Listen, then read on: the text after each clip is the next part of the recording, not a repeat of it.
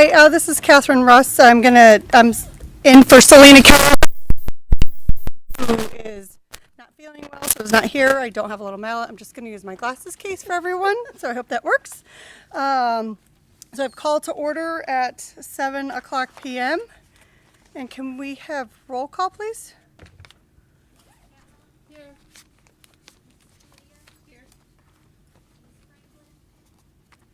Absent.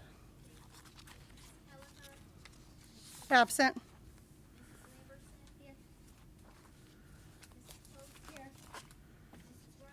Here.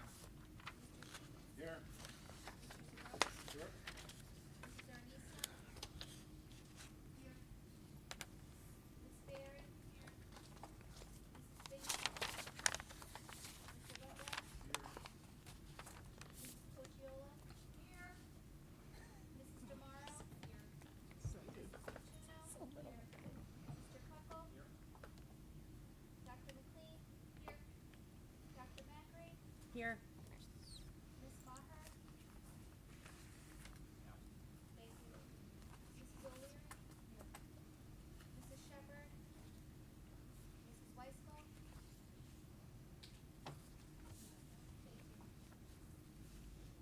Miss Talbot? Mrs. Middlebrooks? Mr. Shelley? Julia Bay Maradova?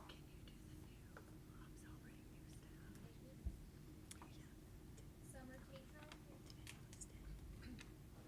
Madison Stryker? Jack Mendigo?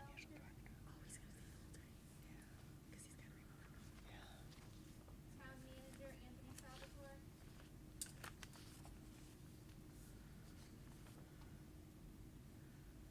John Ireland? Steve Wyganowski? No, I don't think anyone from the town is here. No one's here. No. Did I miss anyone?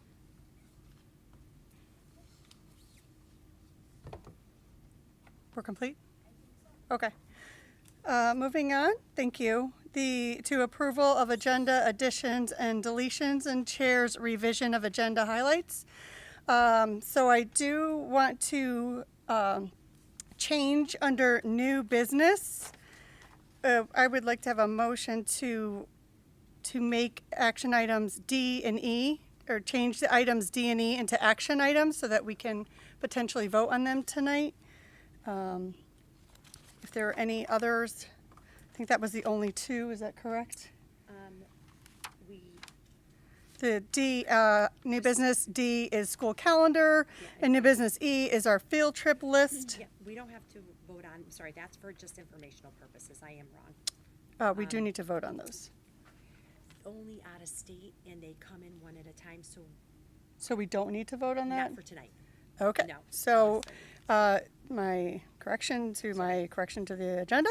We just want to change, item D under new business, the school calendar, for a potential action item to vote, And then possibly the graduation. and possibly the graduation date.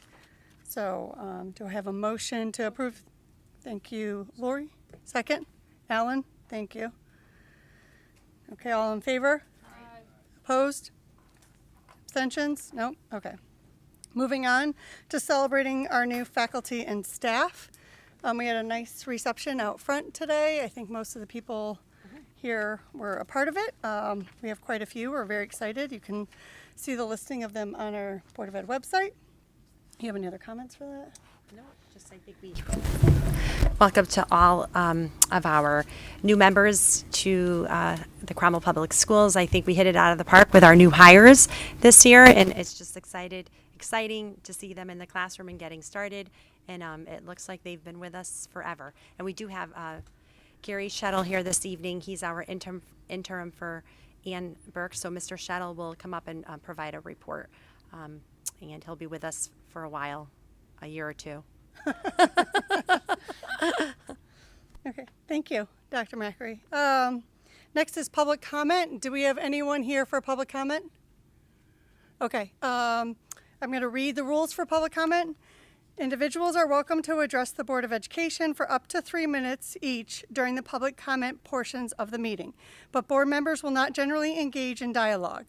The Board of Education chair may, at his or her discretion, extend the time for public comments. Speakers must come to the podium and share your name and address. To facilitate efficient sharing of your comments, we encourage you to share any comments you may have about instruction, discipline, or learning materials first with your student's teacher, then principal, and followed by the superintendent before bringing comments to the Board of Education. However, if you do not believe your comments have been addressed appropriately, or if you believe they should be shared with the Board of Education for any other reason, please feel free to do so. Any complaints or concerns about individual Cromwell Board of Education employees should be directed to the superintendent and the BOE in writing rather than in public comments at Board of Education meetings. All comments must not include personal attacks, and comments cannot be discourteous, threatening, vulgar, or otherwise inappropriate. The board chairperson may, at his or her discretion, curtail any public comments or terminate any such individual's privilege of address at any time if they violate any of these rules, violate reasonable standards of decorum, are boisterous, or are repetitious. The Board of Education reserves the right to limit public comment to particular topics. The Board of Education values the well-being of our students and families. Those electing to make public comments at a Board of Education meeting are strongly discouraged from sharing identifiable information of their children in such comments, including but not limited to name, age, and learning ability, and are reminded that any comments made during a Cromwell Board of Education meeting become a permanent matter of public record that may be accessible by individuals in the future. As such, any person making public comments during a Cromwell Board of Education meeting is solely responsible for the information they choose to share. We kindly ask that you consider the privacy of your family and your children while making comments. Go ahead. Sorry.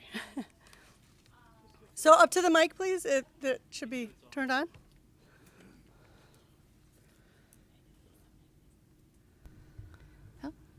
Hello, everybody can hear me? Good. Okay. Hi, my name is Maya Ma, and I'm a Cromwell resident. Do I have to disclose my address? Yes, you do. Okay. My address, resides on number 2 Lancaster Road in Cromwell. And I would just like to make a public comment about the new 2023 and 2024 schedule. I'm not sure if that has been discussed. I was just really concerned about the number of half day that the district that appear on the district calendar. I was really hoping that the board could be rethinking about the calendar, could possibly to make it less half day, because as a Cromwell parent, who my 3 children go to Cromwell Public School, and I personally graduated from Cromwell High School as well.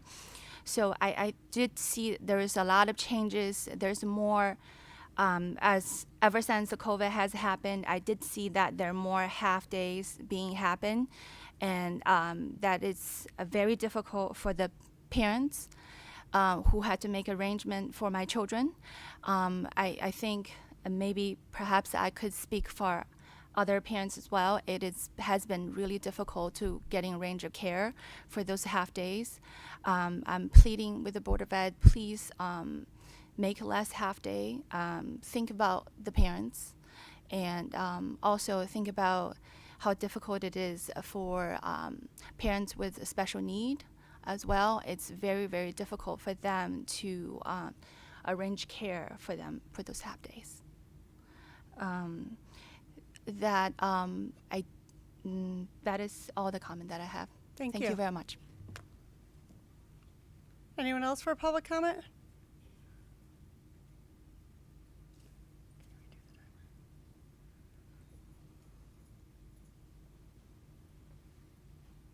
Good evening, everybody. My name is Michelle Hussey. We are at 10 Mohawk Court in Cromwell.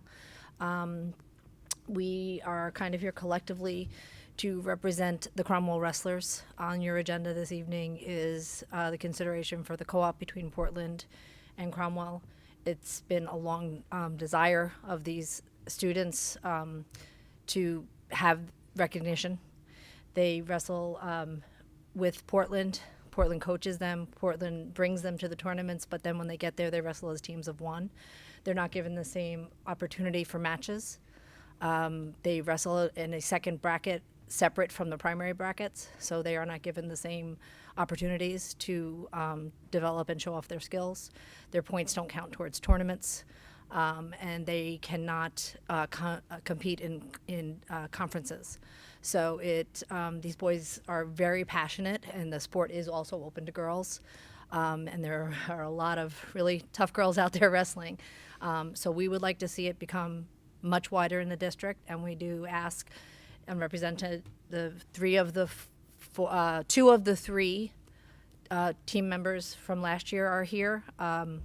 My son is away on the senior trip. Sorry, I'm not supposed to identify, but I'm here to represent him because I told him I would.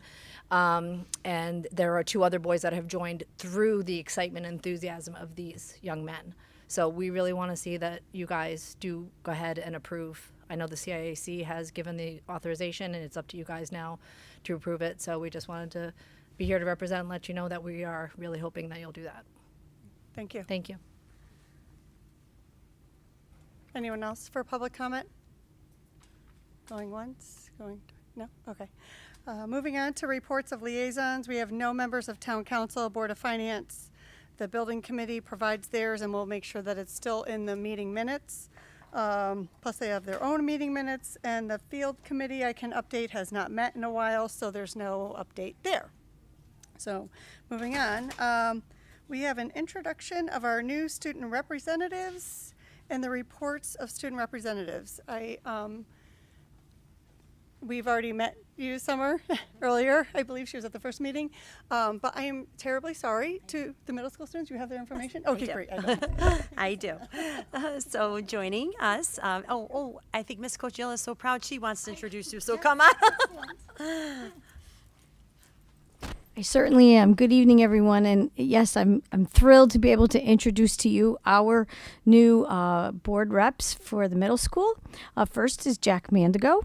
He's an 8th grade student who's attended Cromwell Public Schools since kindergarten. He's a leader in student council, a member of the drama club, a member of the band, the jazz band, and also a runner on the cross country and track team. He was also awarded the STARS Award this year from the Cromwell Coalition. And also, Jack's older brother, Charlie, was also here at one time. So we want to welcome Jack and say thank you to him for representing us. And now we have Madison Stryker. She's an active student at Cromwell Middle School. She's a member of the Select Chorus, the band, the drama club, and the yearbook club. She also participates in Math Counts and plays on the middle school and outside softball teams. So I want to thank again Madison for being here and being our rep this evening. And I'm very proud of the two of the students. Thank you. Thank you. I appreciate that wonderful introduction because I did not have any of that information. So, Summer, do you mind if we let you start first to show them how it goes? Is that okay? So, all right, great.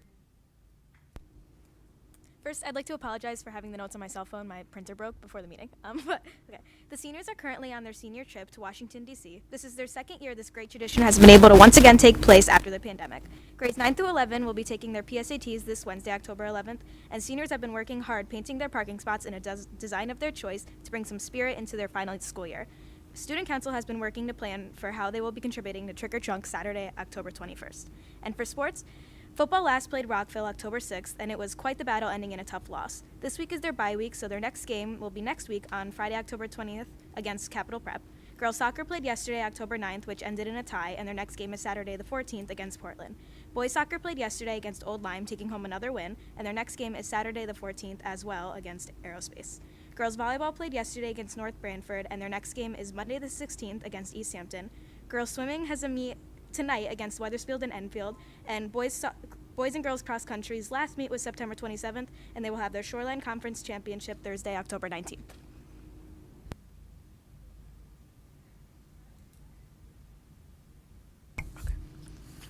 Cromwell Middle School students have had a wonderful first few weeks of school. Students have successfully transitioned back into our routines and are adjusting to our new schedules. We are looking forward to a healthy and outstanding school year. Our student council is up and running. We currently have 10 members and are actively recruiting. We are holding our first food drive for the Cromwell Food Pantry this week, and they're asking students to bring in grab-and-go snacks and cereal. We are also holding our first Spirit Week of the year, including Jersey Day, Hat Day, CMS Color Day, and Anything But a Backpack Day. We are also planning additional fundraisers and more fun spirit weeks throughout the year. Stay tuned. The girls and boys soccer team at CMS season is underway. The Cromwell girls team is having a wonderful season so far. Although they have experienced some hardships and losses to East Hampton and Rocky Hill, they were finally able to overcome their rival Ram Middle School.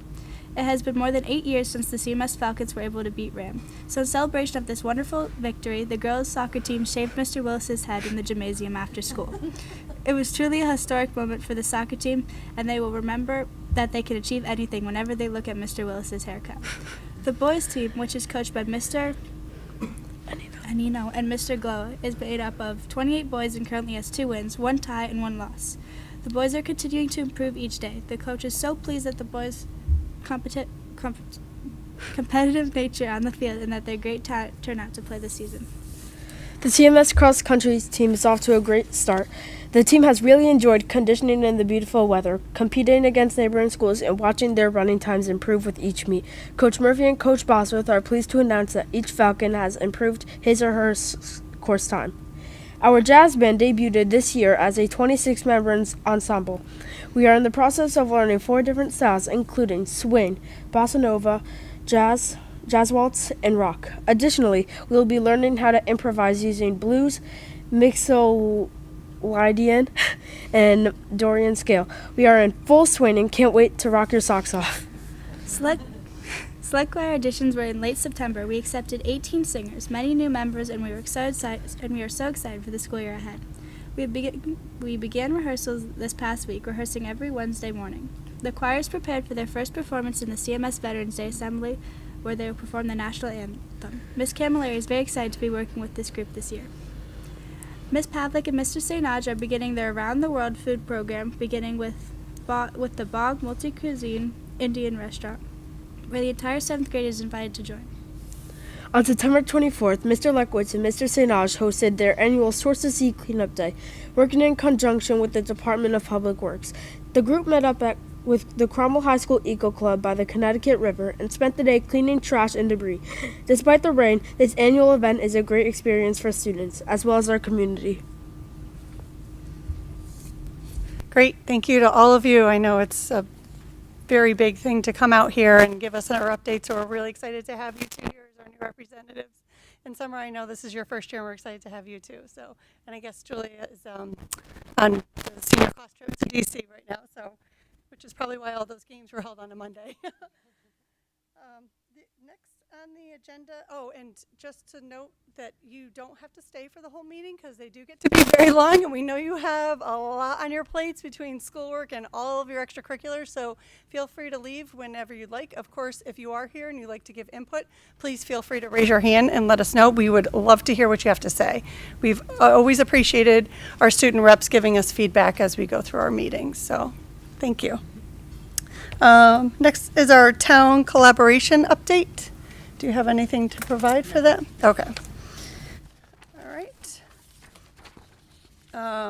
Well, next is superintendent's updates and responses to BOE comments and action items from our prior meeting. Do you have anything? Yes. Okay. I do have just a quick update about the Gordian study, the facilities study. You know that they came out on the 18th, 19th, and 20th of September.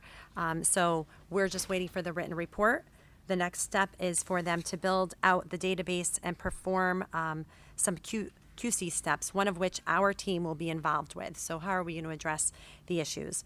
And then once we get that information, I'll share that information with you, and we'll figure out how we're going to build our 5-year capital improvement plan based on that plan. So that's all for the Gordian update. We have some information, but not a ton on the reading waiver. So I'll have Dr. Carrie McLean come up and just briefly talk about where we are. No waivers have been reviewed yet by the State Department of Education, and they were supposed to be 3 years ago, 3 months ago, sorry. Good evening, everyone. Not a lot to tell you other than we should be hearing soon about an appointment that the state is going to set up so we can go through our waiver and give them any information that we didn't put into the waiver. And we do actually have some updates for them because it is now 6 months later and we have some additions that we'd like to add and some things that we've thought through to add to the waiver. The state has also developed, I believe it's 10 full days of training that we need to participate in. Our team needs to participate in order to receive the $35,000 grant. In order to purchase any programs that we need for the waiver. They're telling us that we're going to know in a month or so about whether our waiver is approved or not. The grant deadline has been pushed back to December, I believe. And those are the updates. We really can't do very much until we know the answer to whether our waiver is going to be approved or not, which we are hoping is going to come soon because obviously that's going to impact our budget. And so we need to know what we're going to put into the budget for the reading program. The good news is that every district's in that situation, so there's a lot of pressure to make sure that the districts have that information when they need it. So if you guys have questions. Yes. If we don't get approved, does the new program need to be implemented this calendar, No, good. this school year, or next school year? So this legislative session pushed it out a year, so we have an extra year to wait, which is a blessing, yes. Any other questions for Dr. McLean? Nope. Okay. Thank you for the update. Yep. Not surprising that they're delaying it. So hopefully you get the meeting soon and not at the day before the deadline for the grant. Hopefully they accept our waiver with some changes. Otherwise, we're probably looking at close to $400,000 to $500,000 of a new program. So that'll be fun. Yeah, I know we've put a lot of effort into that. So We definitely have.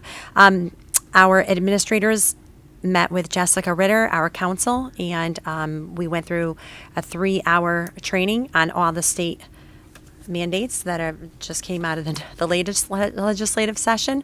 So there are a lot of things that have not been yet determined as far as the kindergarten age.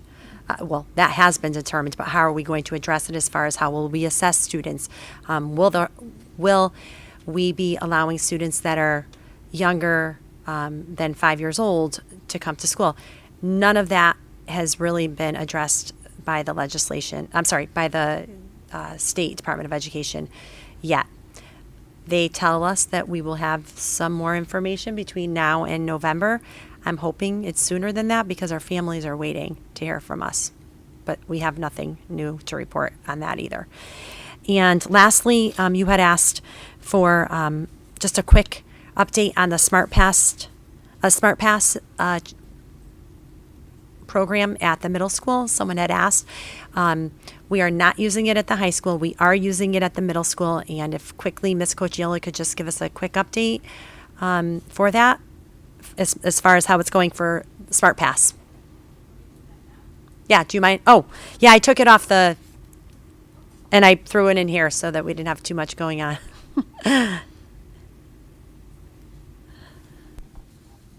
Sorry, I forgot to tell you that part. Yes, we did implement Smart Pass this year, and it's been really a great tool for us at the middle school. It's helping us to monitor our students, and often looking at measuring time out of class, and also using that data to measure and to talk about what is happening, why are some students out of the class more often than others. We talk about that at our SRBI meetings. It's also been really helpful for safety. We know who's out of the building. Out of the building, out of the classroom, and then, how much time is being spent out of the day. And also, happy to report that our bathroom incidences have decreased since we've put in Smart Pass. So it's been a really valuable tool. We've shared it with parents at parent meetings. So it's been a good communication tool for us as well, between families. Is there anything else you wanted to know about Smart Pass?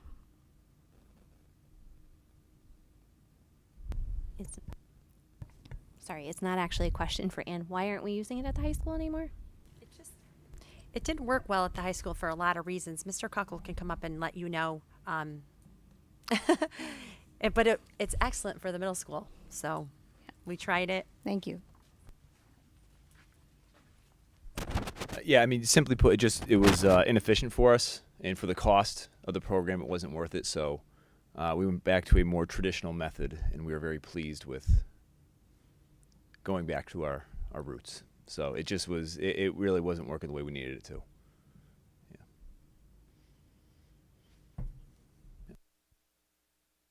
Okay, thank you. Next is our presentations and reports of administration. Item A, the 2022-23 final budget update, or reference A. So we'll call. So, Mr. Shuttle? Yes. Thank you. Mr. Shuttle, would you like to come up and present on the end of or the start of the school year? The end of last year and start of this year, it seems like we're covering, so.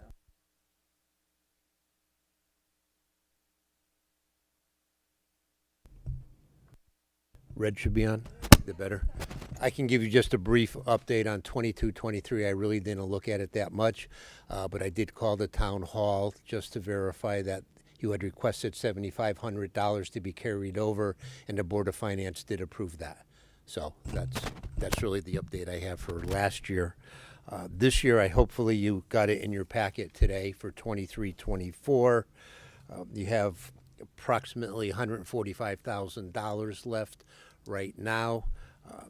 Is that a little low? Sure, it's a little low for right now, but as you can see, some of the driving forces are salaries, but we've encumbered all the salaries, including sports, class advisors, substitutes, and we also have encumbered all unfilled positions at this point, and so both certified and non-certified. But as you know, that's a moving target, and that's fluid. It's not static. So tomorrow it could change again, one way or the other. I'm going to take a deeper dive into health benefits, even though it only has a balance of minus 12,000. I think I want to look at health benefits themselves. I want to see what those are all about. So I'm going to take a little bit better look at those in the upcoming month, just to see where those are and why they might be as high as they are. Tuition, there's nothing unusual there in my years of experience. Obviously, the driving force there is outside tuitions for student services and special education. Not unusual for, even though you've budgeted for them to go over. As you know, a student's IEP can change on any given day and might not be able to provide the services that he or she needs within the district. So sometimes the students have to be placed out.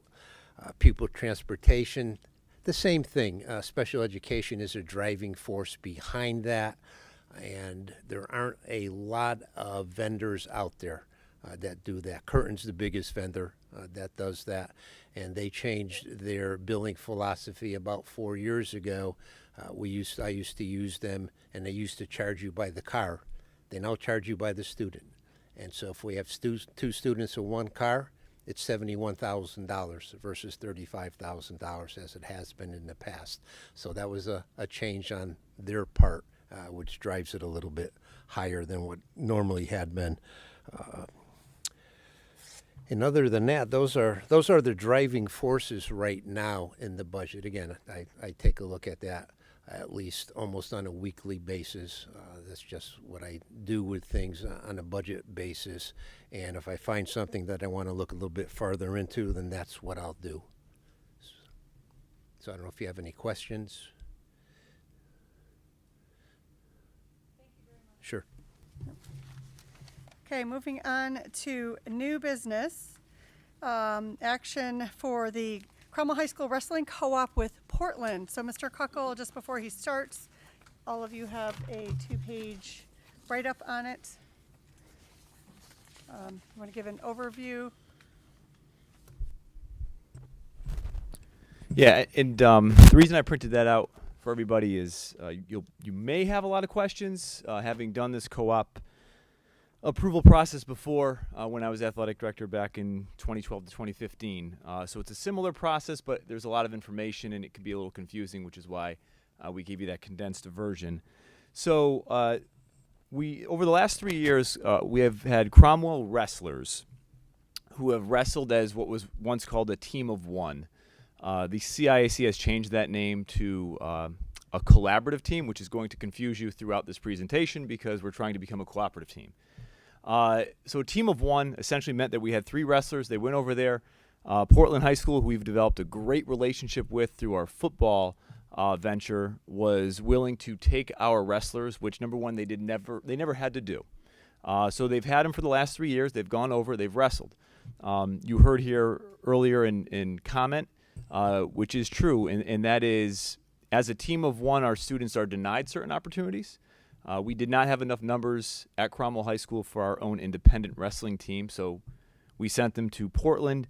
But as members of Portland, sometimes they're not able to participate in every match. So, for example, if Portland has someone in the, I'm going to mess this up, Mr. Gish, 155 weight class, that's how we do wrestling.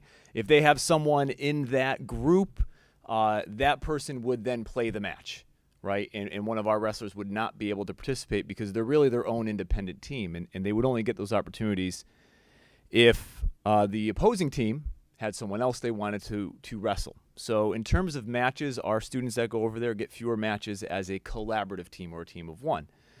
And also, they don't get the benefits of conference tournament play and state tournament play as a team. Because as a team of one, you don't have enough members to participate. So the push for the co-op, the cooperative team, would be it's a 1-year commitment in wrestling. It's based on your enrollment the previous year. So this could only be a 1-year arrangement. I want to be completely transparent there, depending on what the numbers of the Portland program look like going forward. Other sports are 2 years, 3 years, 4 years, even longer. So right now, based on their numbers, we would be able to go there and wrestle with them as a team. It most likely would be the Portland Cromwell wrestling team, similar to how we have football, Cromwell Portland Panthers. And as members of that team, they would be able to compete for match time, right? And they would be able to play like a member of a team. They would be able to play in state tournament play, conference tournament play. Any accolades they would get, obviously, we would recognize as our own. We have some amazingly talented wrestlers from Cromwell High School over there. And in the event they achieve great success, that would be recognized here, obviously, by Cromwell High School. In terms of the commitment to them, Portland would take over the entire program. So they would deal with, in terms of finances, they would deal with fees, entry fees to tournaments.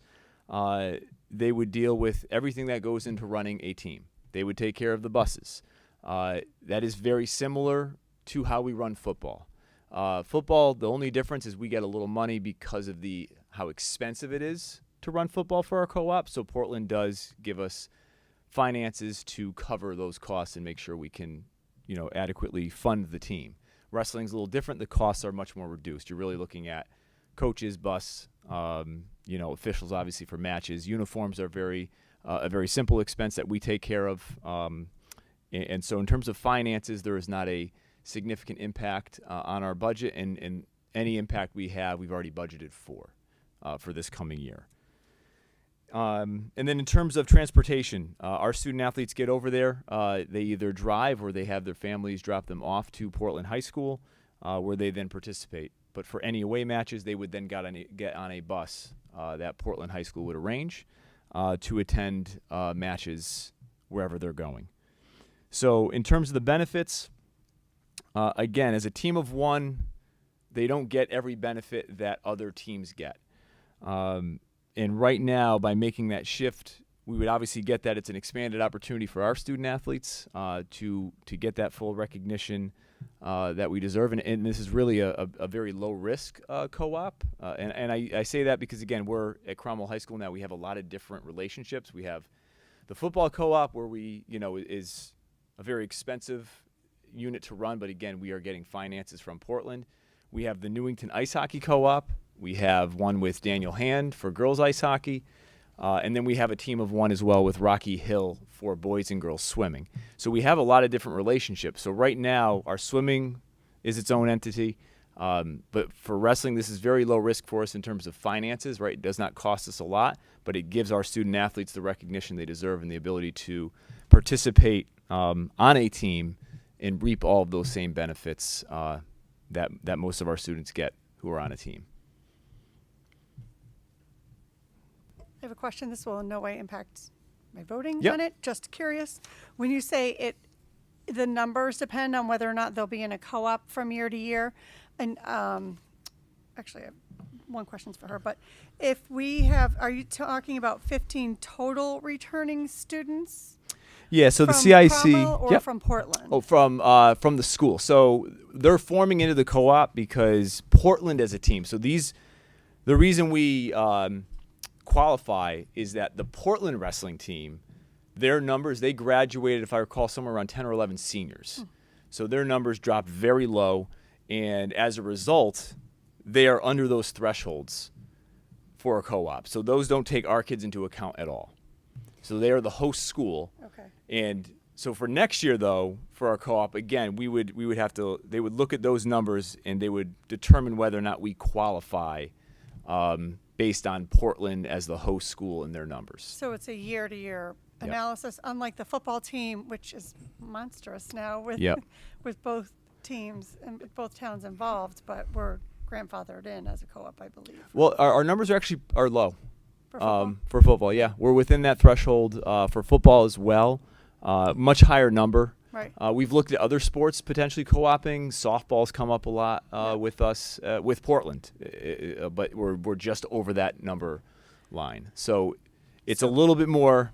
Would we have to vote year after year on this then? Yes. Okay. Okay. Any Yeah. questions from anyone? So And it just sounds like it's a good partnership. I mean, it sounds like Portland kind of needs our student athletes' participation as much as we need Portland's organization of the Absolutely. For sure. Yeah, And that it that's sounds like the financial impact is next to It's nothing. correct.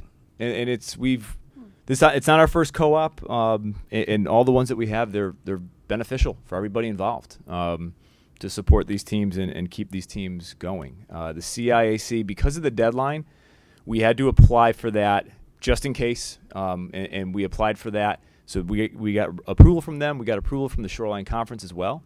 And really the last piece is the Board of Education approving the co-op. it just means that they wouldn't be denied those other opportunities that they've been denied in the past, right? Correct. They now have access to them.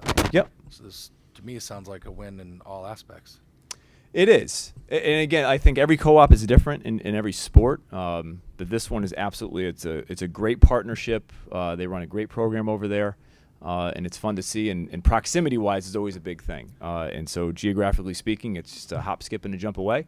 And we're able to go watch wrestling, Cromwell High School wrestling. I guess the only concern is if the numbers didn't work out next year, we could be disappointed that it could go back to what it was. Right. Mm-hmm. Yeah, and there's, it would go back to the original format if that was the case, if that were the case. And then, of course, it always gets to a point where when numbers get too big, then you have to start your own program. You feel like our families and the students that want to participate in this understand that it could change again next year? I believe so. Okay. Yeah. They're yeah. nodding It's a their 1 heads year. yes I mean, right it's a now. 1 They all year. understand. Yeah. It's a They're 1 very year deal. confident. And that's just, unfortunately, that's how, this sport works. Every sport is different in terms of the co-op process. Thanks. Any other questions? Do I have a motion to approve the Cromwell High School Wrestling Co-op with Portland?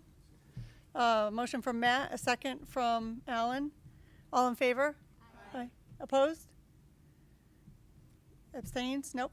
Motion passes. So congratulations. I think this is a excellent opportunity for well-deserved students. And I know it's a joint effort between parents and student athletes. Yeah. And the administrator, so I appreciate all the work that everybody's put in. So, go do your thing, wrestlers, and win us some medals. you I know for, you yeah. will.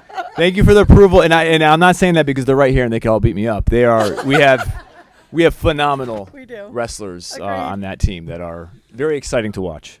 Yeah. Yeah. We look forward to seeing them. Okay, so Mr. Cucko, I'm glad you're staying up there because you are going to talk about the next the next item. Cromwell High School was awarded the College Board Bronze Medal. Again, members, you have this, hopefully we can attach all of these into our meeting minutes. Yep. If you can just walk through for the rest of us what we won.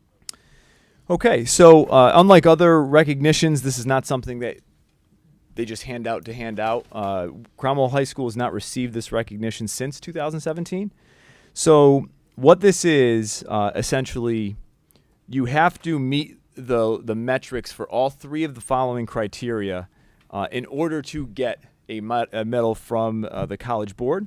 So in our case, we got a bronze, and the criteria are college culture, college credit, and college optimization. So college culture, we have, what percentage of seniors took at least one AP exam during high school. So this is all based on our graduating class from 2023. So on the sheet that you all have, that number 147, that was our enrollment that we reported to College Board for the class of 2023. And we had 49%, 1 percentage point away from getting to the silver criteria, but we had 49% of our seniors took at least one AP exam during high school, which is excellent news, right? So that's criteria number one. The second one, college credit. So 31% of our seniors scoring a 3 or higher on at least one AP exam. Typically 3 or higher is what gets you credit at a higher institution. So we had 31%, which actually put us in the silver criteria marker, 4 percentage points away from gold. And then the last criteria, again, and you had to place in all three of these, is 7% of seniors who took 5 or more AP exams. And, you might think, wow, that's a really low percentage, but you can see by the criteria that they set, it is a low percentage because that is rare. It's a unique thing to have a student graduate high school having taken 5 AP exams with their time at Cromwell High School. So we had 7%, which was good for silver criteria. And obviously with the weighting, everything's a little bit different. So we ended up as a bronze school, but we were very excited for that recognition. And based on looking at these numbers and our statistics and seeing how close we are, we're excited to plan going forward to try to continue that excellence with our AP programs here at Cromwell High School. Any questions from any board members? Nope. Thank you. That's a great accomplishment. It looks awesome for our school, and I know our teachers work really hard for those AP classes, and as do the students. So thank you very much, Mr. Cockle. Yeah, absolutely. Thank you. If you want to stay up there, our next agenda item is principal updates for the start of the school year. So I think we'll start with you since you are there. Okay, I figured that would happen.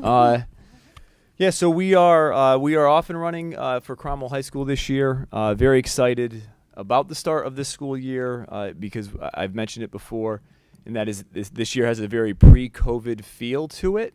Last year was very new in terms of it was our first full year fully open. We had a lot of students that were learning their leadership roles again and what to do and how to be student leaders, and they did an excellent job last year, but now this year's group can build off of that, coming in knowing what the expectations are. And in the classroom, what we've seen essentially is kids getting to work a lot quickly, and more quicker than I think we've seen in recent years. So our students are engaged. It's been a positive start to this year, and as you've heard a few times this evening, we are excited. Our trip, our senior trip is off. And they are in D.C. right now on their Monuments tour, and they're having a good time down there. So everything is going well on that front. And we have a lot of other good opportunities for our students this year, and it's an exciting start, and we're very pleased with where we're at. Any questions for Mr. Cockle? Just what are they going to a Broadway play on their way home? On the way home, yeah. So we changed it a little bit. They're stopping in New York City for Ellis Island, Statue of Liberty buzz by, essentially, not probably going to the island itself. They're going to go to Broadway and see Aladdin, I believe was the choice. And again, with everything going on in the world, obviously it's a very structured and controlled trip, and they'll be getting right into New York City, going to the Broadway show, and moving on to the next spot. So we're very excited for them. It's a very good trip. Always was, but it's even better this year. Yeah. Thank you. No problem. Ms. Cochiola, you want to come next? Well, I guess we'll just go down the line. Thank you, Mr. Cockle. You're welcome. We kept you busy.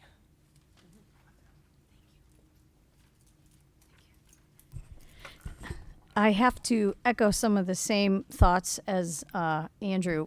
We had a great opening as well. We opened with, again, continuing with our SOAR program that that our staff created, which is our PBIS, our behavior system, but it's really helping kids to show compassion, overcome with tenacity, act responsibly, and respect our community. And we've worked right out of the gate first week, met with students. We spent a whole day of lessons on that. We've really had a really, really positive opening, and I agree. It's definitely has a pre-COVID feel to it. Just implementing, our Smart Pass has helped, and also our school leadership and our committees are already in action, and we're really positive with the way the direction of the school is going this year. And you heard our reps, the activities, so we're full going into the school year. Any questions for Ms. Coachella? No, it was exciting to hear the student reps, especially with the music programs that are in full swing again. So Yeah, thank you. absolutely. So looking forward to keep going. Thank you. Thanks.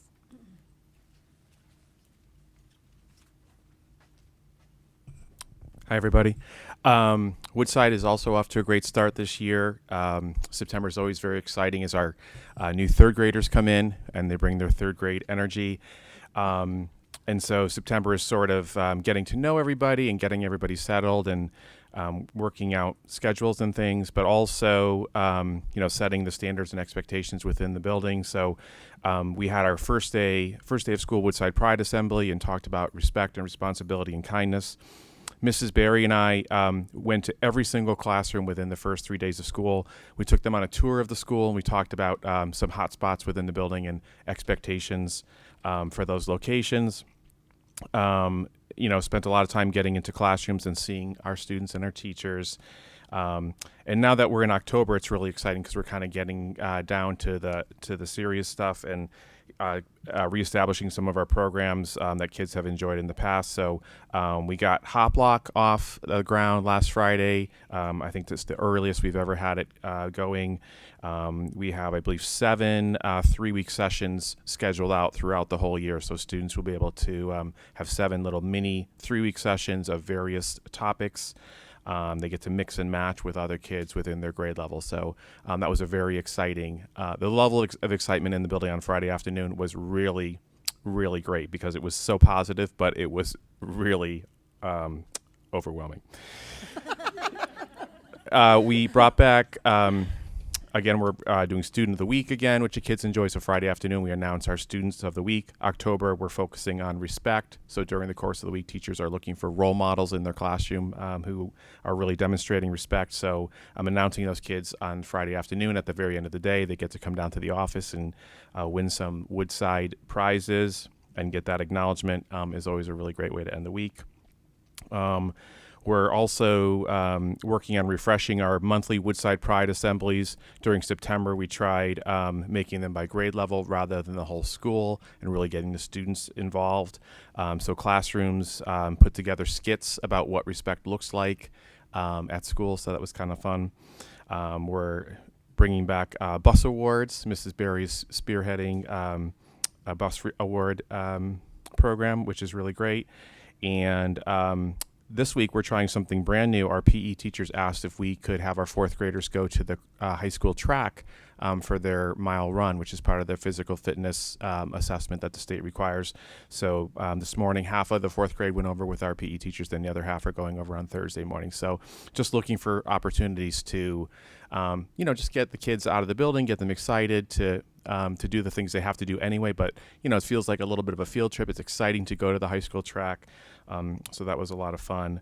And also just want to note that our grade 5 classrooms are working on their KidGov platforms right now. So getting going with that as well. So very exciting, and we're really glad to be back. Thank you. Any questions? No, I'm guessing that the high school track is drier than the Woodside fields that they usually run through too. So Yes, 100%. So excellent. Thank you, Mr. Thank you. Botwell and Mrs. Datuno for a little ECS students. They are so cute. Hi, everyone. No one has more energy than ECS kids. We are off and running at ECS. doing so many practices of procedures and routines, and that takes a while with our little ones. We're proud of the number of students who read and practiced their math over the summer. As a reward, as you saw in the newsletter, the Circle K Farm comes for 2 full days. It's a petting zoo. Comes and all the students get to go outside, see the animals, read to the animals. That was a lot of fun. We have a positive focus every month, whether it's respect or following directions, and it's called the Shining Stars.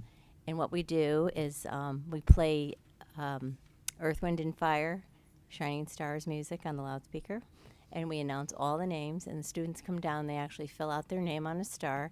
It goes on the bulletin board, and then they get to wear a lanyard with a big shining star for the week. So they get really, really excited over it, and we're going to continue to do that this year. We've had pep rallies for our iReady assessment kickoffs, and we're underway and very successful. So Thank you. it's going to be a good year. Any questions for Mrs. Zatuno? No, thank you. Thank you. So exciting. Thank you, everyone. Sounds like the start of the school year is not COVID-y at all, so that is great news. Okay, so moving on to our next potential action item on the new business calendar. Item D is school calendar for the 2024-25 school year.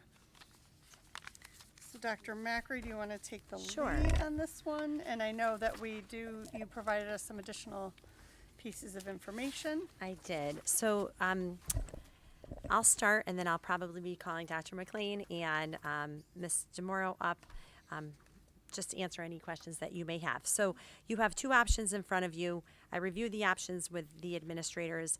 We prefer option B, but there are a couple things that I would like to talk to you about B in general.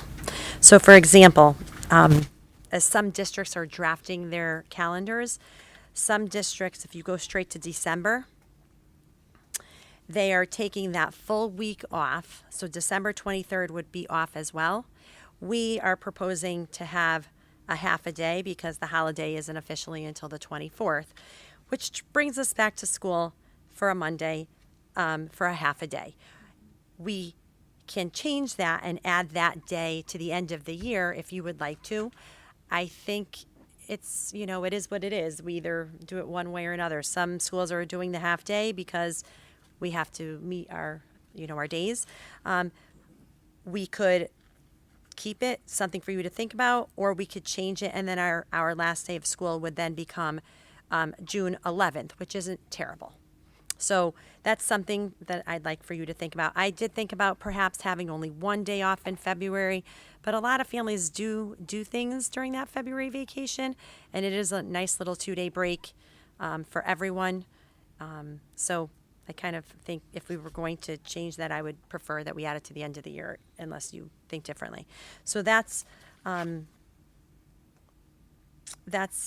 the only thing that I have to talk about as far as why we like option 2, and I since then have made an option 2 change again. So option 1, just so you know, so the difference between option 1 is if you look at April vacation, they're different.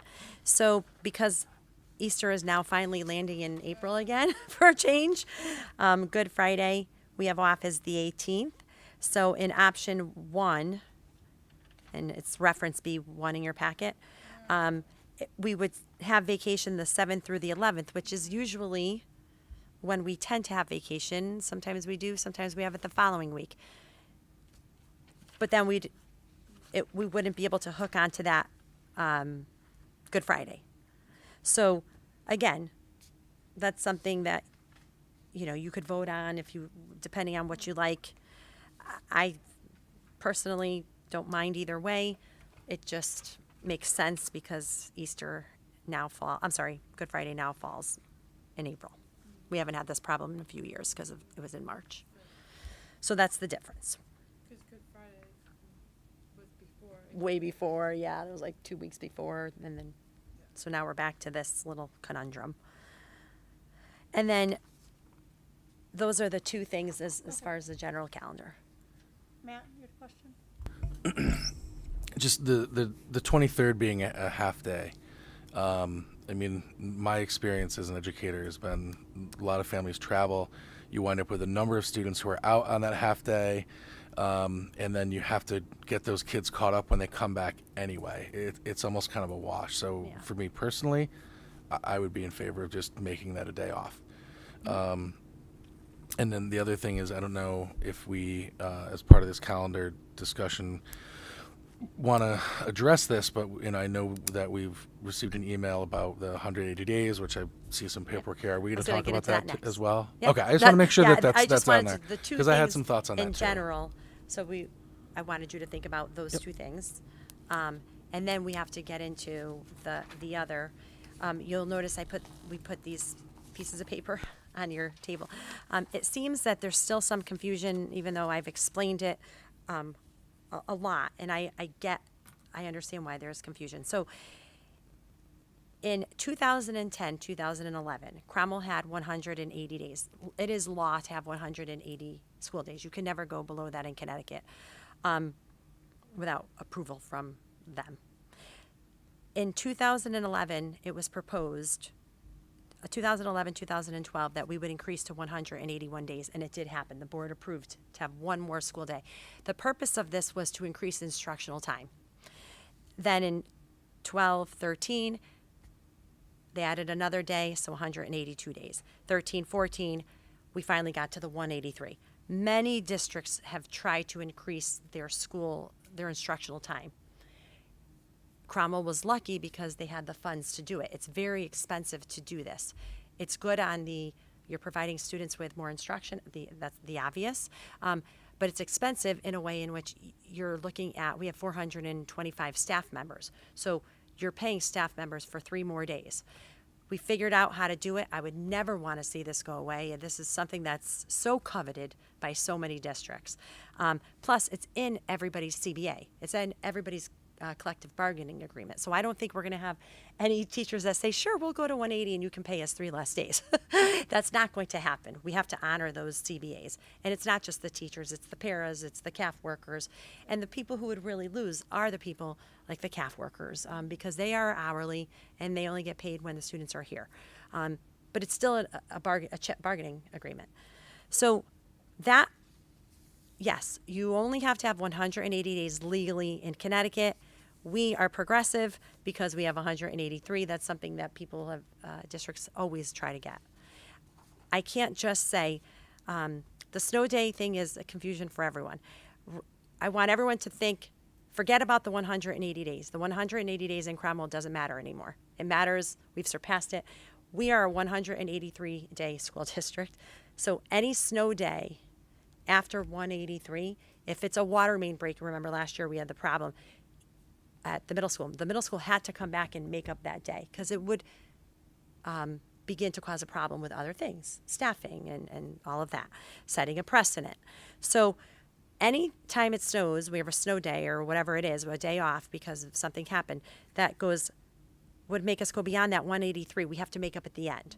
So there are this built-in snow day concept. When we were younger, that's been gone for a very long time. It's just hard for people to understand it because they think we only really have to do the 183. But the 180, right. We really have to do the 183 unless we were to change it, and there's a lot of implications with that. So we don't want that. The only time we ever do that is when it's graduation and we're talking about certain circumstances for the seniors. Right. That's the only time we've ever wavered from that. Ever. Yeah.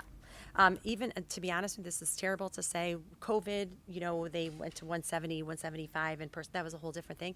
But there was a lot of conversation, even when they changed the calendar. It's terrible. In Newtown, when Sandy Hook happened, that was a big deal because you're going through legislation, statutory requirements. So I can't just pick up the phone and call the commissioner and say we've decided today to only have 175 days. So that's that piece of it. Now, the other piece is the half days and all of the mandatory professional development. So I have a packet in front of me. This is all the mandatory professional development that staff has to complete as a public school employee. When I started 30 years ago, I had to do bloodborne pathogen training. That was an hour training, and that was it. We live in a different world. As far as what teachers are expected to do, that's one piece. Now, this year, the legislation states that paraprofessionals also have to have 18 hours of professional development, and it cannot be, may not otherwise include mandated training. So that means the mandated trainings that we have to do, bloodborne pathogen, child DCF, child, sadly, trafficking drives me crazy to even say it. That doesn't count for the 18 hours. So we have to provide our paraprofessionals 18 hours too. So every district, some are different, but I gave you a list of about more than 10. We spent a lot of time doing this. I didn't find anything that I didn't think I would find. If you look at that list in front of you, this is for this current year. Everyone is in the process of drafting their new calendars. So Rocky Hill is up there as a draft. It's very similar to this year's calendar. Portland, there's a draft up there. Another district, Berlin, actually adopted theirs. So I'm showing you how everyone is making this work. We have to make these mandates work. I 100% empathize with families. It is very difficult to find daycare. I understand that. However, I can't meet the mandates, and neither can you. And we are all obligated to meet the mandates of training, of professional development. So we did a breakdown for you. Mr. Morrow, Dr. McLean worked on this chart today to show you districts in our DIRG. So Berlin, for example, has 5 PD half days. They have 7 full days. They have a staff year of 188 days, a student year of 181. The total PD days is 9.5. Total instructional days is 171.5. And the last day of school is June 7th. So you can look and see for yourself how we fall. Look at Cromwell. We have 12 half days where they have 5. Remember, if I could change them to full days, you could tell me to change them to full days, but those full days are only going to push the end of the year out, because when you come to school for a half day, it counts. When you don't come to school for a half day, if you have the full day off, it does not count.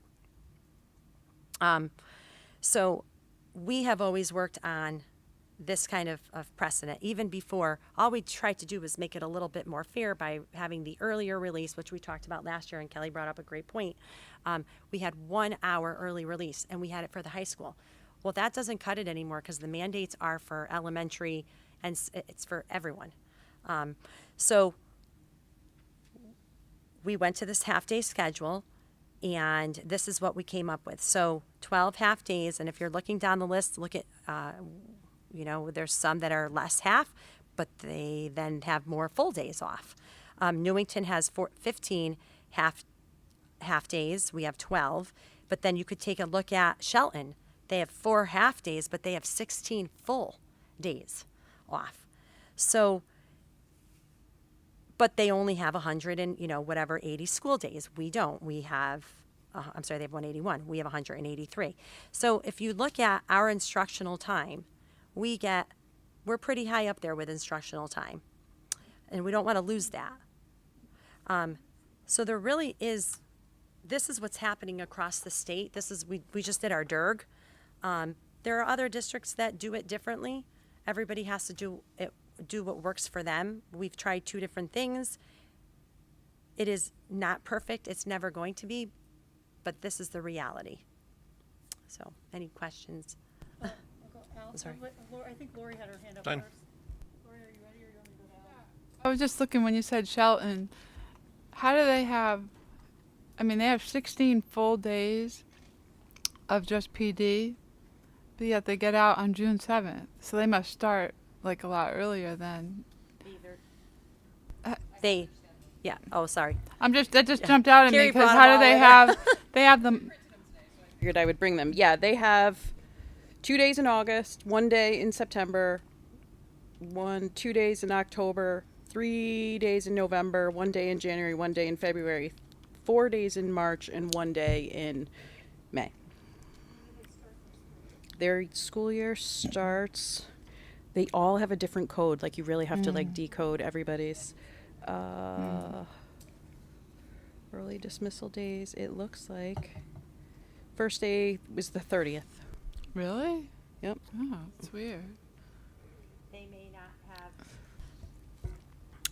Full break in right. So February their may be April Depends on different. how many April may days be off they different. have during the school year. Yeah. And some districts have different holidays off than we do. So it really, like, it's very variable in terms of, you know, which holidays districts have adopted. So there's a lot of moving parts. But when we put this together, we put together the things that I thought you would be most interested in. How much time are our kids getting instructionally? How much time are our teachers getting for professional development? And, you know, how do we compare? Your instructional days, is it modules? I mean, does every school district have to teach the same or instruct in the same? So that's why you see, that's why you see the variance in. So there's state mandates for core subjects and what we have to teach, but like what schedules look like, yeah, they vary from district to district. All right, so you're not all, professional development is not the same in every. Well, Mandated, it's yes. mandated Okay, is, the yeah. mandated But outside ones. of that, for Outside of professional that. growth, will look very different from district to district. But that packet that we have says this is what every teacher in the state needs to have for professional development. And sometimes we have to have people come in and do it, and sometimes they have modules that we can pull off a line. It depends on what it is. So what, I mean, what, we have, 12 halves and 4 fulls. What is required from the state out of that? I mean. There is no, I'm there's looking no at this. requirement. Yeah, I'm there's- looking, okay. the requirement is that we implement the training and the mandates are the requirement. How we Yeah, do we do it well on our is up to assessments. us. Oh, okay. As long as we do this, no one's going to call and say, you didn't provide all this training. But we could be out of compliance, and, get in big trouble. I was in a district that was out of compliance with one specific training and they did get in trouble. That's not gonna happen here. So, what I'm about to throw out there. First off, I'm never in favor of reducing instructional time. So that whole drop from 183 school days for students down to 180, the only advantage to doing that, would be that it doesn't necessarily mean our staff work 3 less days. What's that? We can't do that. We can't make that change anyway right now. You could, We'd have to change go through, I'd have to go and bargain with all the everybody. collective bargaining agreements. I'm not suggesting. So what I'm saying is, if our students went from 183 to 180, it doesn't mean our employees do. It could mean that those are 3 full PD days for our employees, and we reduce half days by Yes, 6. That could. So that would mean less instructional time. That's Right, the yes. drawback The that I'm three- not yeah, in favor of. 3 Right. less instructional days. And if we're talking about providing childcare, which that isn't really what we should be talking about, but if we are, that's 3 more days that parents have to find childcare for because we're in school less. Right. They're Yeah, full so days it instead defeats of half that days. whole But purpose. But you would be removing a couple of those half days that are, if you For 1 day versus 2 days. right, you'd be taking see. away a couple of those half days and replacing them, moving them over to full days. So Right. you would be, So those would be a couple of days that parents wouldn't have to worry about half days because it'd be combined. But they would have to worry They'd about have more to full worry about days. full days. Right, 3 right, full- right. More full days. Right. There's no perfect. There's no perfect. No. Right. I'm just But- throwing it out but there if as you- a could this be a possibility? I'm not in favor of it. I'm just throwing out. I We'd think it's have about to where you playing place with the them as numbers. well. If you're placing that at the beginning of the school year, it's just elongating the summer a little bit, which the parents are already having to get childcare at that time of year. So I think it's about where you place it as well if we were to go that route.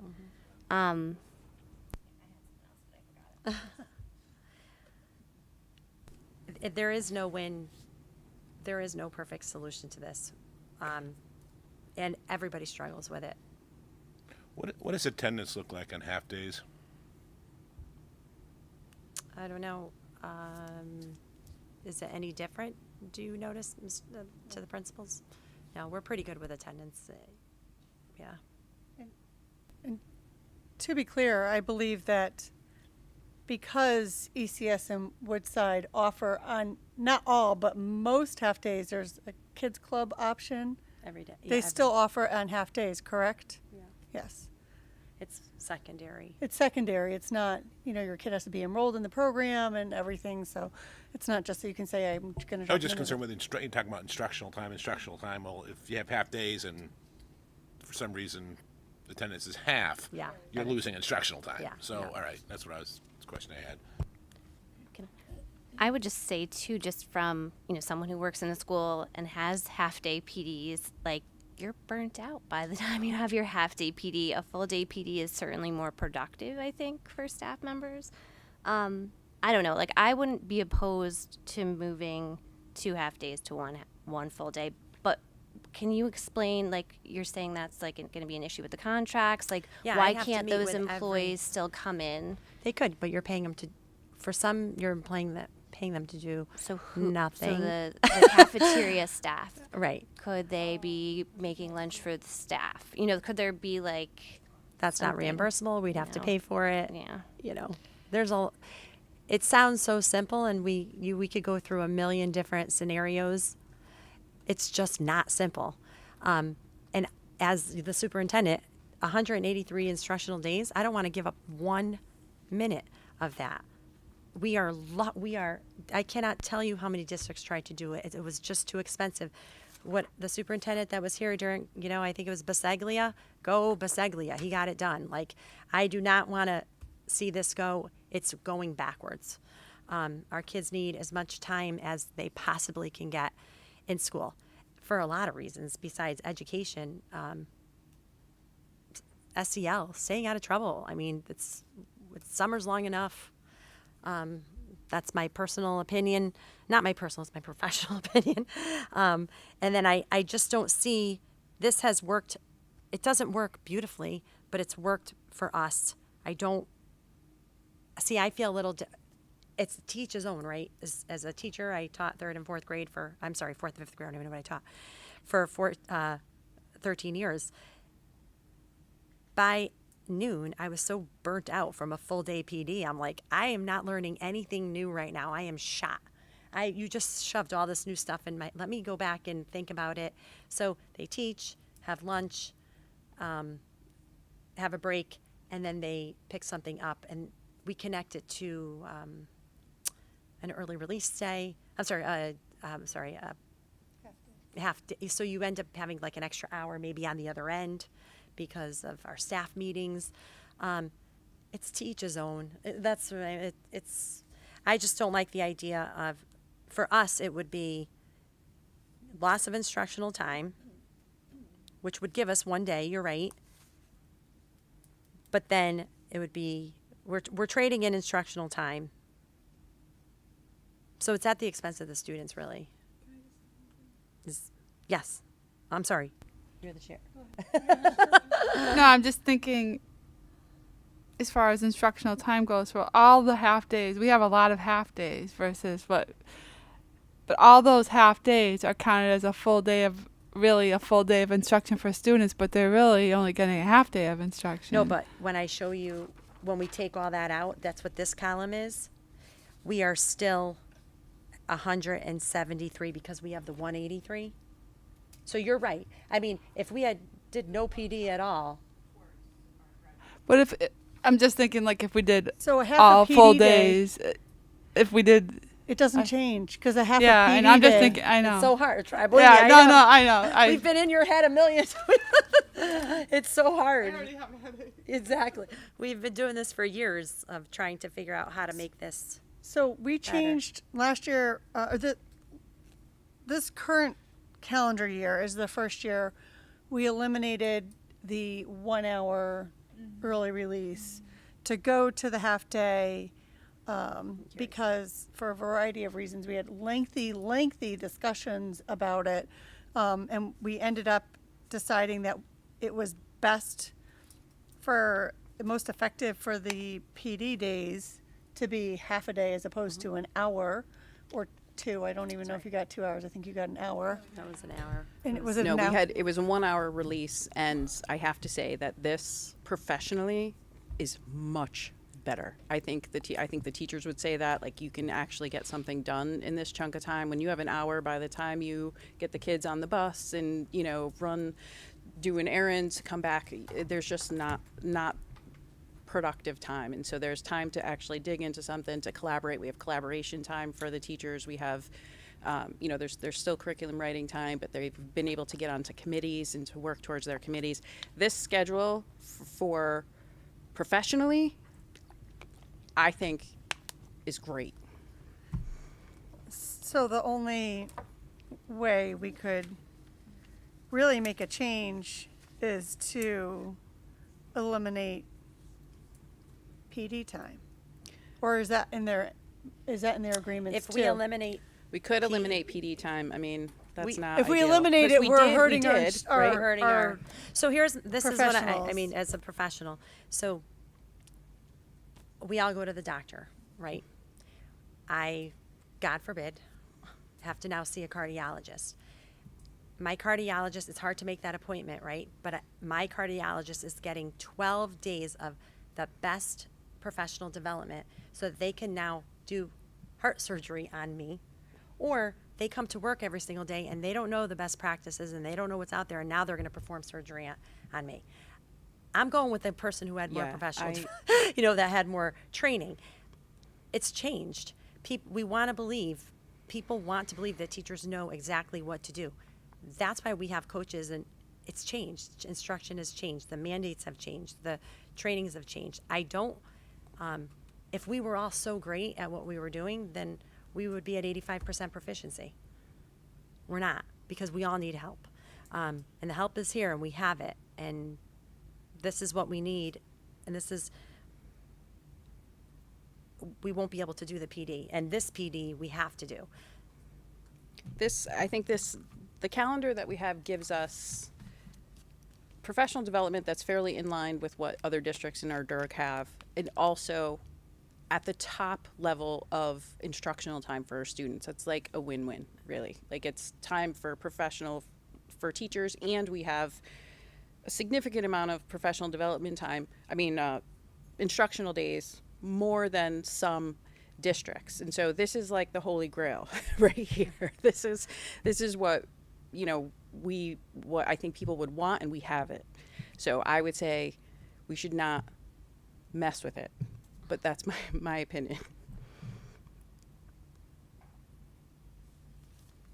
Are there any other comments or questions from the board on it? So, the teachers have 2 professional development days before the first day of school, right? Mm-hmm. Is that set in stone? No, so if one thing that Carrie has, I'm like, Carrie, we don't have the money to do that unless we give up a student day. So we would love, and we have so much to do at the beginning of the year, we would love to have, so for example, in this calendar, it would be great if we started with teachers August 26, 27, and had teacher PD on the 28th, and students started on the 29th. So then we'd have 3 PD days up front, which takes care of all the mandated training that comes out of Michelle's office. And she has an opinion. I know she does, because I used to do her job, and we have a lot of opinions. A lot of districts have 3 days in the beginning of the year. 2 days is not enough to get up and running. I've been in districts that have 3 and 2, and it's really a significant difference. If we put an extra day in the beginning of the year, then we could take away 2 half days in the school year to make up that day. I would be totally in favor of that if that's what we. But So you'd I also would have not- to pay all your certifieds Right. for that additional day. We would not, I would not, I'm still opposed to taking away an instructional day, because then we fall below instructional hours. What we would do is, like what Carrie said, Put it take in the away, summer. right, add that one day, take away 2 of the halves, but we still have to make up that day, so we have 183 days. Oh, but we're not taking away a student day. The kids would just go for full days, and we'd put that At the end. PD at the beginning. Right, so but that it's not, we're not You're taking away losing a student day. day. Yeah, you are. You're No. losing a student day. You're losing the 20. If we have, It's before though, so the start date doesn't change. doesn't matter. I still want 183 days. No, I know. She said you pushed the start date would go I'm from the saying start the school year, so put that PD day on the August day before. Right. So a you're Friday before, make them all come in on a Friday before. No, no. That would be what. you're what saying this. start, Yeah, I'm saying start before and take away 2 half days. That way you're getting a full I day see what PD you in the mean. beginning, and That's you're not so gonna it's fly. not the student days aren't affected. That's not going to fly. Yeah, We'd that be sounds- better off adding it at the At end. the end. And the teachers would, yeah, that would be really difficult. I don't.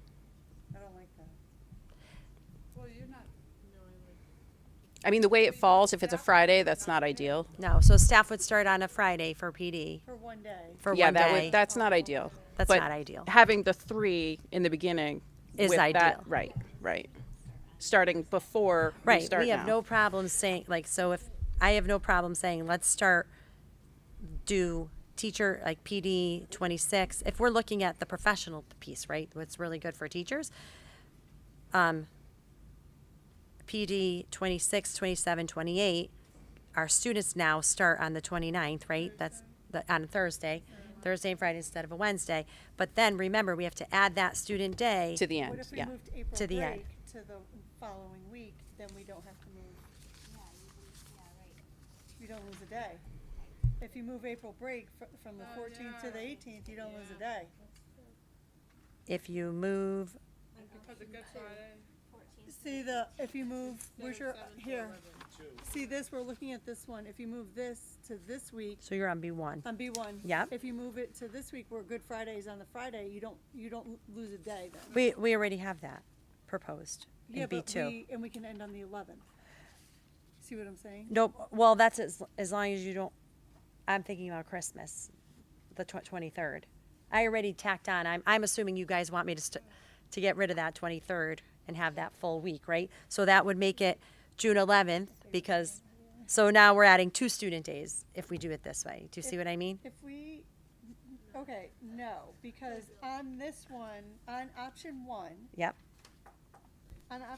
On option 1, did you remove the half day on the 23rd? Nope. It's still there. So why are we ending on the 11th then? Because we have. Because you have the 18th. Because you have the 18th. Okay. Right. So then. Let's say we move it. Let's stick with option 1 still, and we move it the April break. So, keeping the 11th. We're not worrying about the 23rd right now. Right. We would. So go to option 2 because that's exactly what option 2 does. But then we do. Then we can change the start date to the 29th. Now we're on June 11th. Now we're going to look at the 23rd and figure out what do we want to do. Do we want to make it so that we go to the 12th? So go to the other because that's exactly what we did. Then we make it. Yeah, but See, we did it here. So, but you're ending on the 10th. Right. So if I add the. But so you it's didn't take away the 23rd. Not yet on either calendar. That's what I'm saying. You're working off both. Okay, so we're saying the same thing. Yeah, we are. We are. We're We saying get this- rid of the 23rd. We move them to the 29th. We end on the 12th. Yes. There you go. It works the Without same snow days. Without snow days, which is fine. Which is fine too. But we have to pay for the PD. So what will happen now? And then we'll get 2 full days. Like in September, they'll have 2 full days. Right. So our teachers are here working. Our staff is here working anyway.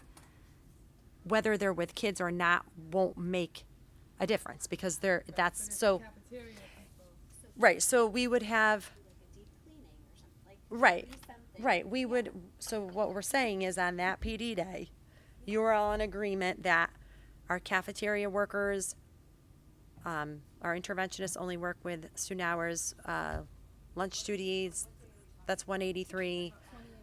I'm just talking. I'm thinking out loud of who we would be paying, who's not actually working without students.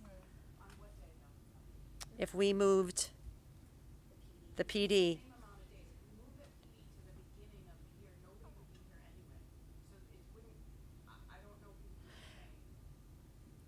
We have more than teachers. Yeah, but wouldn't they just Right. start a day later? Yeah, we have to because we It's in their CBA. We owe them, right? I can't go back now and say, you've been less of being paid. We'd have to go back and negotiate because there's an impact. Believe me, all this has gone through my head a million times of how we can do it. But this, if you're agreeing as the board to say, right now, my paraprofessionals, they come in on the 26th. They do not come in on the 27th.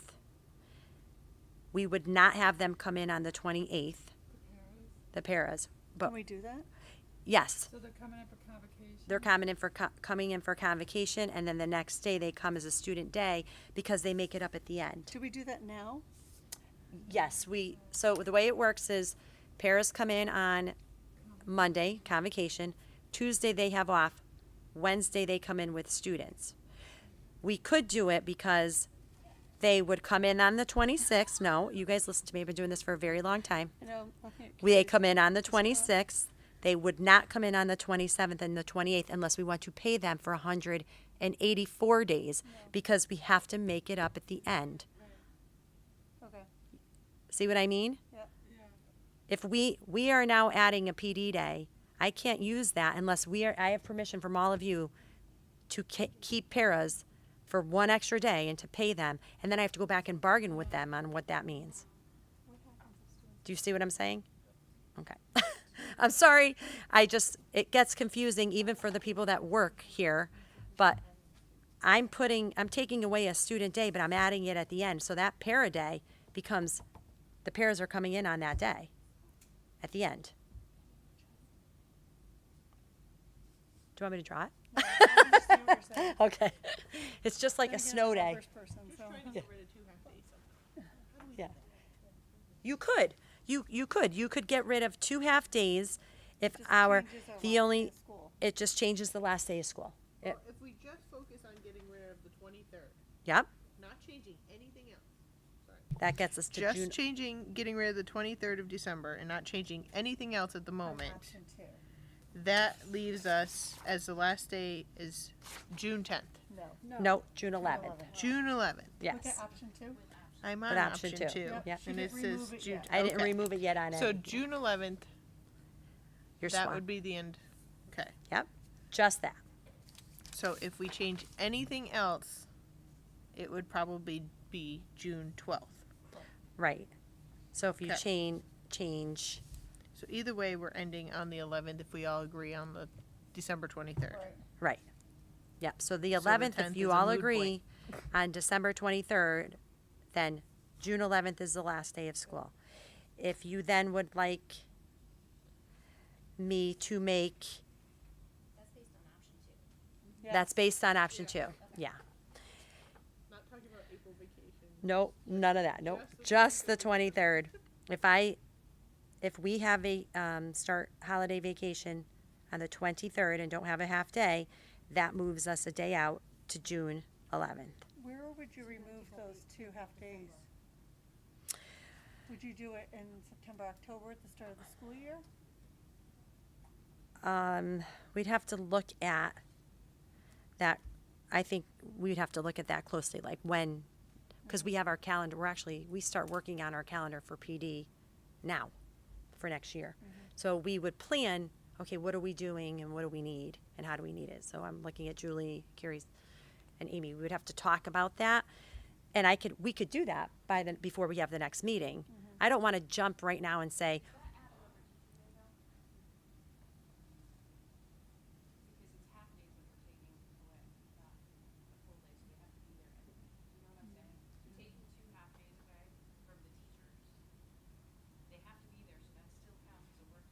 oh, that's right. You're right. That won't work. We can't do that. It's going to cost, we can't. When we talk about adding a school day, just to give you a number, we're talking about $100,000. Not peanuts. Removing from some program that we Yeah. to go to. So what did we just say? If we change the 23rd to no school, and now we go to the 11th. I think you should stop there. and That's keep it the but way that's it what I'm is. saying. Like there's no problem with doing that. There's no financial impact. There's really no impact on the teachers. No. The students aren't losing any instructional time. No. If we just do that, that's safe. Yes, that's safe. If we were looking at the professional side, yes, I'd love to add that day, but then Carrie's right. We'd have to then take that, Right. find that day. Otherwise, I'd have to pay. I need about another $100,000. We need another $100,000, and we know that's not going to happen. So, And we can't just knock a day off of school. without losing instructional time, no. If we all agreed right now that, as a board, as if you all agreed that 182 days is enough for you, I would say it's not enough for me because we have the 183 and I never want to give that up. But if you, But if we do that, then we have to go back to all the, we have, we have to go revisit all the. I'm gonna pay them for not doing. Or the for summer. doing something other than they Right, normally right. would do. Right. There's always something to do, right? Right, I'd have to go back. But you're still losing instructional still time, losing and instructional time. there's a lot of value in instructional time. What would they be doing that? So, like a food service person who would normally be prepping meals and serving students lunch, instead, that maybe that's a clean out day. We're gonna empty all the cupboards. Right. So, like, right, but there's It's things not that can be done, but No, it's not fiscally responsible at all. no, it's not. It's not a good way. Believe me, I if we had all the money in the world, but this is taxpayer money and Still not fiscally responsible. it's not, yeah, all the money, it's just, It's not. it's a day, and it's not, there's always something to do, right? It's just not working directly with students, and that's, we're a school system. Right. And who needs professional development and who doesn't, change, it varies, and how much varies, right? So I'm not saying that our CAF workers don't need professional development, they do, but they don't need, there's no mandate except for the one-day training that we do, and it's not needed.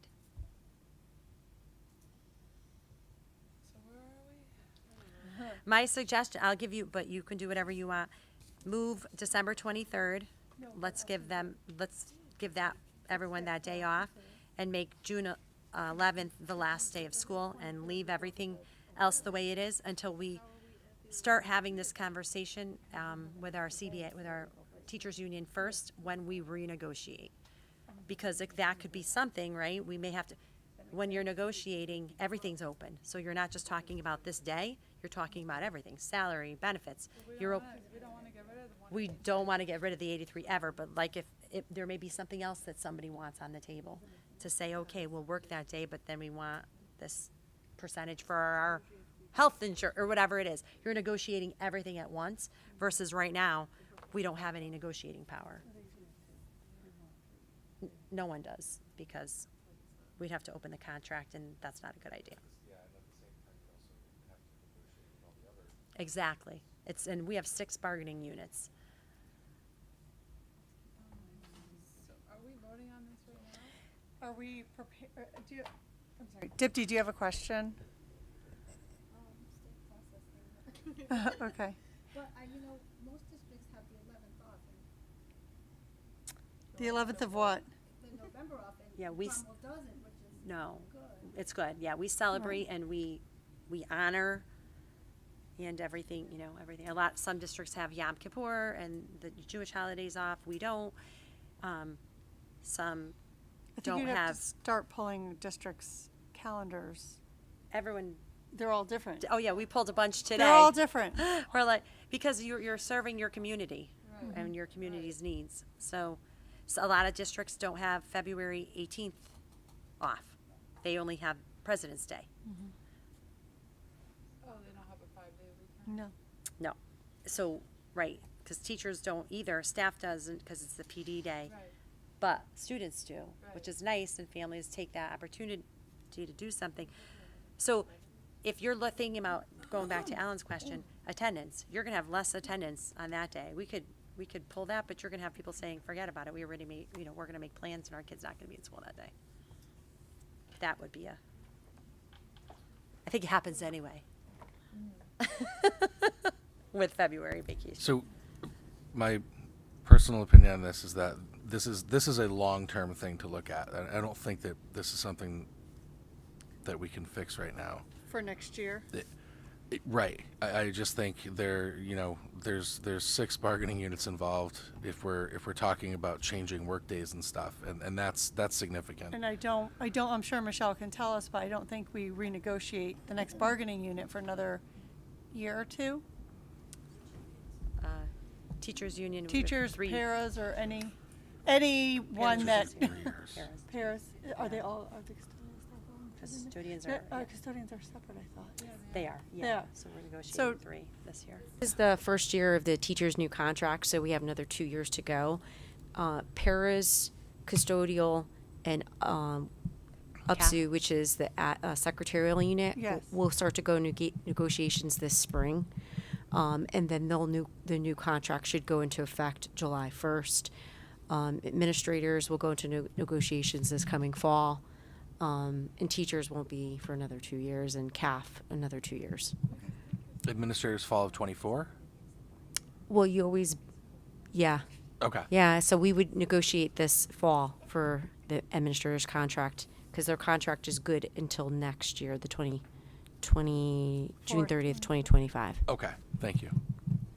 All of our contracts are online, so if you go to our webpage and go under Human Resources, go straight across to the top to District or Staff Resources. Once you click on there, all the collective bargaining agreements are located right there. So everyone is important. It takes all of us to run a district, but just don't remember the dates. teachers we would have to negotiate with them first to change any of this. And it's never a good idea to open up a contract And some just of negotiate it. some of the contracts do specify their school year and specify how many PD days that they have. So that would have to be negotiated. And any kind of added day obviously affects impact bargaining. Right. So at this point, can we talk about December 23rd and then which the June 11th? option are you looking at, 1 or 2? I'm looking at B2, reference B2, Okay, which is thank you. option 2. I like it because of where April vacation is placed, and it takes advantage of Good Friday. Yep. Are we This all is in just agreement my on personal. that piece at least, to at least work off of option 2? Okay, so is there anyone who does not want to remove December 23rd as a half day? I mean, this is just a fluke for the way it felt this year. So if we remove the 23rd, that would make the last day of school June 11th. A Wednesday, which we've typically been a Wednesday the last couple of years. So this does not include snow days. We all know that. We've discussed that multiple times. So are there any more discussions we want to have or considerations on this? Or is somebody, oh, jeez. Yeah, Matt, go right ahead. So if we're removing a half day and we're adding a full day, that kind of increases a little bit of instructional time. The 11th would be a half day. Okay, I'm just it's good. I'm glad that we clarified that, because in my head it was a full day. Okay. So So we're wait. Can I just make a motion? are we Is that- ready to vote, or is there any other comments that people have? Or if we're not ready to vote and you want to think on it, just give a holler. No, we're ready to vote. Okay.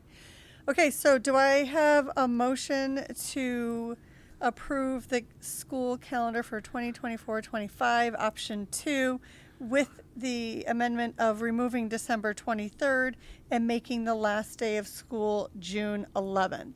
So moved. Right. Motion from Matt. Is there a second? Second from Dipty. All in favor? Aye. Opposed? Abstentions? Okay, the motion passes. Yep, so we're not done yet with the school. Next, we are going to, I know we just approved last year's, or this year's. So the next, let me just make a note. Okay, so the next thing that we're going to discuss and vote on to approve is graduation date for the 2024-2025 school year, correct? Yes. Yes. Okay, is there, We'll do it for June 11th since that's the last day of school, Yes. and that'll give Project Grad a whole Yep, year to it'll plan. Is there a motion to make June 11th our graduation date for the 2024-2025 school year? Motion by Kelly Cloutier. Is there a second? By Jen Lamberson. All in favor? Aye. Opposed? Abstentions? Okay, the motion passes. Thank you. Excellent. Thank you. This will give Project Grad a lot of planning time, which is always a big success for our graduating seniors. No. The two Go ahead. wonderful ladies back there, Mr. Morrow and Dr. McLean. No, they don't usually do it on the same day. They don't usually. Correct. We were trying to But I'll remember it all, and that one they said, depends on give me snow that. days. So, okay. Next is for reference only. Item E, field trip list for 2023-2024. Reference C, we are not taking any action items on this. We only need to vote on out-of-state school field trips, and the first two have already happened, so we don't have another one until February, so that won't be addressed until later in the school year. When I get the paperwork. When she gets the full paperwork and the whole write-up on it. So, is there any questions on them? Hopefully not, because I don't know a ton about all of these, but the principals are here, so fire away. Any questions? No. Okay. Great. Matt, you have one or no? No, we're not allowing that. Not a question, just a comment. You want to do it now or at the end? I can do it now because Okay. it pertains to this. I'm still hoping that someone would want to do a field trip to the state capitol building here in Connecticut. I remember mine from middle school and with the impact that I had. So just food for thought going forward. I love it too. Great. Okay. Thank you. Next on the agenda under new business is item F. Action is the stipend approval for the 2023-24 school year, reference D. And you will see underneath the stipends, some for CMS, some for CHS, and some for one for Woodside. So I don't know if you guys have any questions about the stipends. No? They're already included in the budget, correct? They're already included in the That's all I budget. wanna It's know. just names that go along with it. So, is there a motion to, motion to approve the stipends for the 2023-24 school year? Motion by Alan, second by Matt. Saw Matt's hand first, so all in favor? Opposed? Abstentions? Okay, the motion passes. Next is the approval of minutes and motions from the September 12th, 2023 regular meeting. It is reference E. Does anyone have any questions on that? No? Okay, is there a motion to approve the meeting minutes? Motion by Lori, second by Jen Lamberson. All in favor? Opposed? And I will be abstaining because I was not at that meeting. Okay. Next on our agenda is the informational for human resource personnel activity, reference F. So let me get to that piece.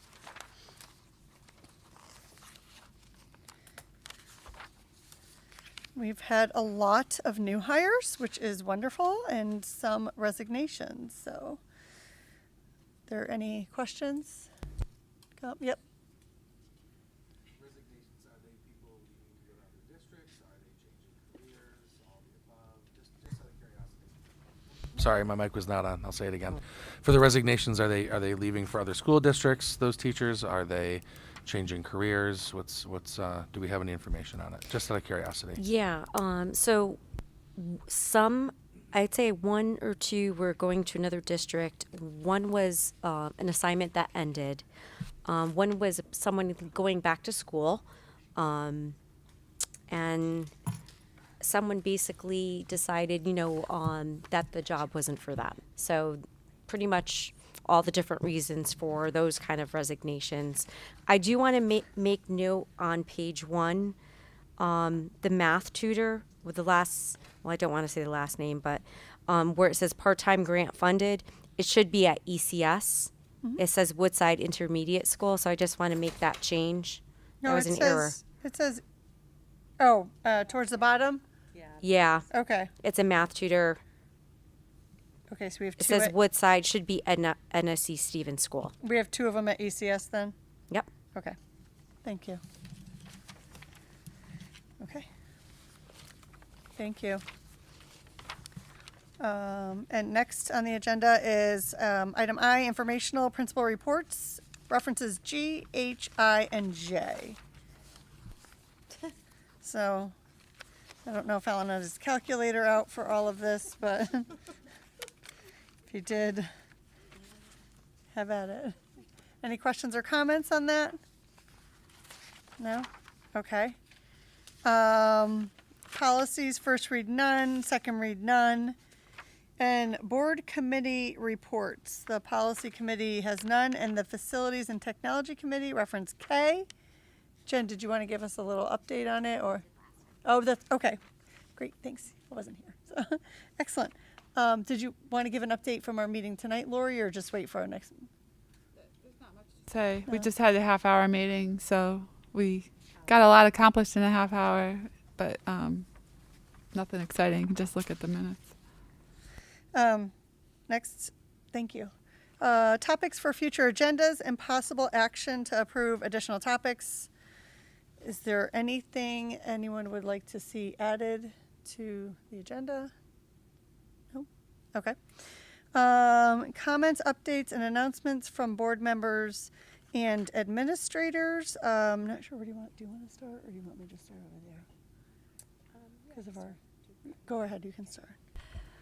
I would just like to thank Dipti Post and Jen Lamberson. I'm very mad at both. No, I'm kidding. Thank you for being on the board. It's been wonderful working with you. I hope one day you want to come back and work again. It's just really nice to have educators on this committee in different positions, and you've offered so much, and you've been such advocates for our students and our staff, and I'm really going to miss you. So I thank you for your dedication and your support for me and for all of our students and our staff. And hopefully I won't be doing this. I'm not going to say goodbye to Catherine and Lori yet, because I think they're going to win the election, so I'm not saying goodbye. I think you're going to be in your face. Don't stop wishful thinking, you know. But again, Catherine and Lori are up for re-election, and I'm just going to assume that they're going to be here. So I'm not going to say goodbye, and I'm not even going to thank you, because you're going to be here. But thank you for your 4 years.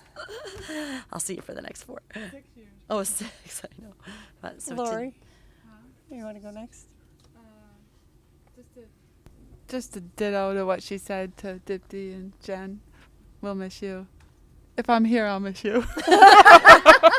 If not, you'll be hanging out with them. Then I'll come back so you can officially say goodbye to me. Yes, I will. So I'm not doing it. I'm not doing it. Jen? Guys, bear with me. My husband told me to prepare a statement, so I did. I love it. All right. I just want to start by thanking everyone who voted for me 4 years ago. I feel like I'm winning the Oscar. I do hope I made you proud. Most importantly, I want to thank Dr. Macri, our administrators, our teachers, this Board of Ed, and the Board of Ed that I worked with prior to you all. Well, most of you were here as well, but we've accomplished a lot of great things in the past 4 years, which were very challenging for a lot of reasons. So great job, everyone. What I loved about this board and the one before is that we weren't political. We listened, we compromised, we made decisions based on what was best for all the children and not just our own. And I hope that the incoming board members keep that in mind. It's about doing what's best for all kids. I've enjoyed my time on the Board of Ed, but look forward to more time with my family, AKA chauffeuring my children around everywhere. I want to thank those who are staying on the board. Keep doing the hard work, keep helping kids, keep supporting teachers. You're all doing a great job. Thank you. Thanks, Jen. Thanks, Jen. Can we negotiate? I'll be the chauffeur. Alan? I'm not going to try to follow that. Matt? Dipti? Wonderful experience, and I like that we really, when we made decisions, it was for the children, and not for any other personal or other kinds of reasons, that we really looked at what was best for the children. Thank you. And, you know, I wish whoever is in here next good luck, and I enjoyed working with all of you. Thanks. Kelly? Yeah, I ran the first time with Deputy and really got to know her, and then I already knew Jen, and it was great to reconnect with her and work really hard on this board. There is a lot that we accomplished. I think I agree with you 110%. And some people were surprised that I wanted to run again, but I'm not done. There's a lot more I would like to accomplish. So this board has been wonderful. I'm super excited, and I'm excited that we've had such a successful start of the school year. And I'm just going to pass it off to the next administrators. Are there any that want to make any comments? Anybody? No? Okay. So I think that's it. And thank you to Jen and Dipti for all of your time. Lori, good luck with the election. And is there a motion? Thank you. A motion to adjourn at 8:51. Motion by Lori, second. Second by Kelly Cloutier. All in favor? Aye. Opposed? Abstentions? This meeting is over at 8:51 p.m. Thank you.